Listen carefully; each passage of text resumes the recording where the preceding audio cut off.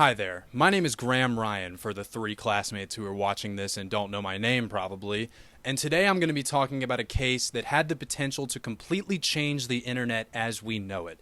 And no, I'm not talking about just everyone freaking out on Twitter about something like the Diddy case or when Club Penguin closed down their servers, no.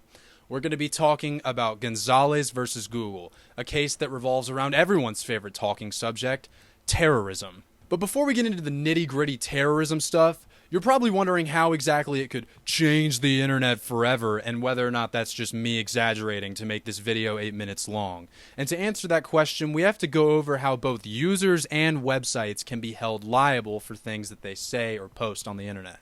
If you, a user of the internet, publicly post or say something, you can be held liable for that statement or post. But the websites typically can't be. This is because of Section 230 of the Communications Decency Act, which basically says that websites can't be held liable for the dumb shit that people post on them. And this serves as the foundation of what we know as the internet today, because the internet is so driven by user-generated content, and without Section 230, websites would either have to shut down completely or moderate stuff so much that it would get to the point of Orwellianism.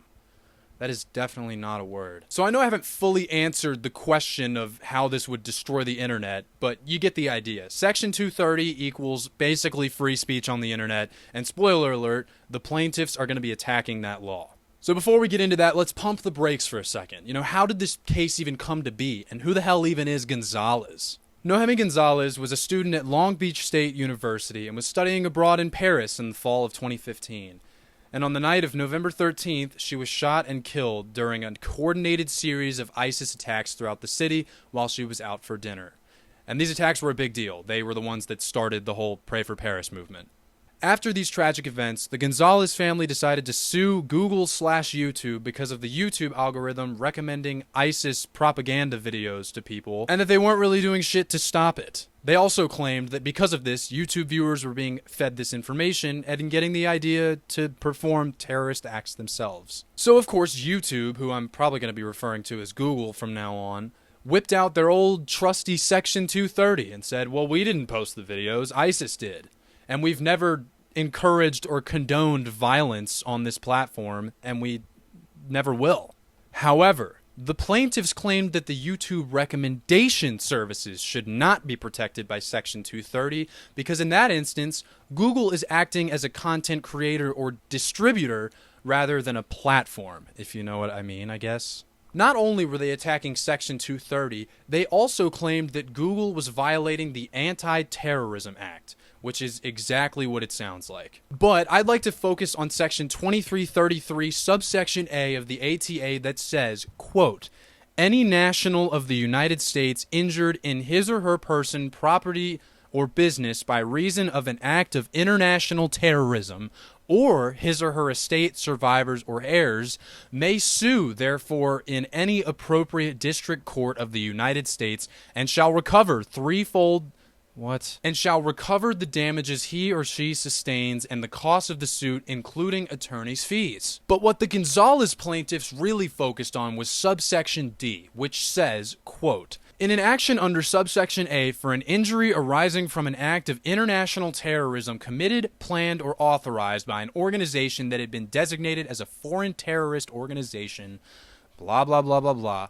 liability may be asserted as to any person who aids and abets by knowingly providing substantial assistance or who conspires with the person who committed such an act of international terrorism. And the plaintiff's main point is that Google can be blamed for this because for their algorithm to, quote, enable users to locate other videos and accounts related to ISIS, they are assisting ISIS in spreading its message and recruiting new ISIS members. So obviously this means that the question being presented in this case is, can a social media platform like YouTube be liable and unprotected by Section 230 of the Communications Decency Act due to providing substantial assistance to a terrorist organization, and what exactly is considered substantial assistance? This case went to the Ninth Circuit Court of Appeals, where they said that the claims fell within Section 230, because ISIS created the videos in question, and notably that YouTube's recommendation and notification services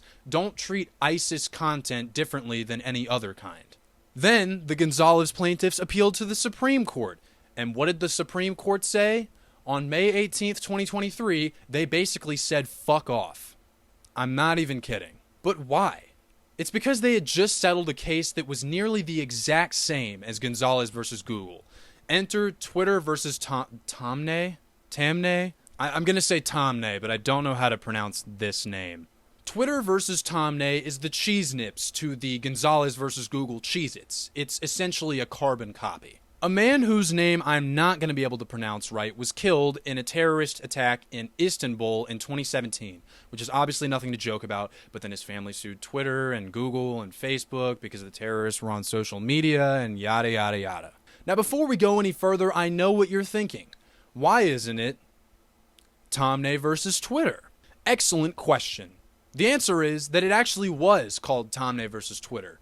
It got dismissed by the district courts under this name and went to the Ninth Circuit Court of Appeals under this name. And the Ninth Circuit actually reversed the district court's decision. They were like, yeah, these companies could actually be held liable.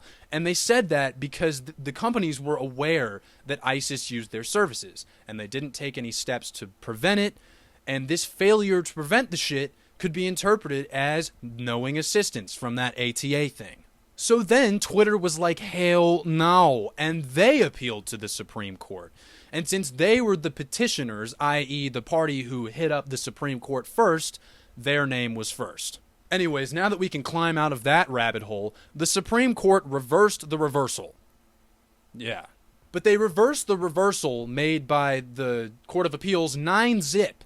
Because the Taamneh party simply didn't have enough evidence that Twitter and the boys were actually doing any assisting in the acts of terrorism. And that decision, conveniently, was made on the exact same day as Gonzalez versus Google, May 18th, 2023.